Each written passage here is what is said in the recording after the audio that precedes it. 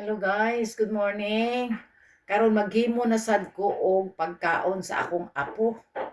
Mo ni siyang akong ginahimo every morning guys, iyang pagkaon sa lunch ug sa dinner. Mo ni siyang kani siya gipanitan ni nga siya nga kamuti. Kamuti. Kamuti ni siya guys. The carrots dayon. Kamuti gipanitan ako nga kamuti. Nga kalbasa ako ni siyang panitan. Ako ni siyang panitan ng kalbasa, then carrots. Muna siya guys ang iyang ako ang lutuon.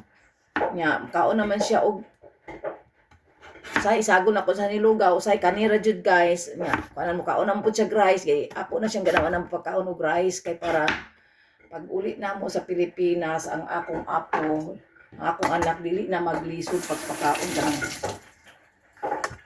kang mukaon na gisa rice di na kailangan maglugaw kung maglugaw gud kay ginaano magud ang lugaw ginabantayan bitaw ginaatangan gid nga ukayo nya trabahan tibay ni akong anak guys mo na nga karon ako na siyang gihinay-hinay og pagkaon og sa kanig gapon guys nya i-mix na ko ang ano kanang rice ayang kalbasa then carrots dayon guys mo ni siyang ayang pagkaon guys carrots ug kalbasa kani siyang panitan di ko nakuruton kay igo ipang kuan na sad nako guys nga maigo-igo ra gid sa iyang paniud to og iyang lunch ug iyang dinner ana nya isalo day na siya ng pagkaon lingkod sa high chair aron ng akong anak guys akong aron ng akong anak dili tan maglisod kay pag makauli nami sa Pinas guys tuoy kay si akong anak siya rin tani ako ni siyang ginalutuon anang lutuon gid siya guys naluto gid siya ana siya guys ana ko ang ginahimo para sa akong apo.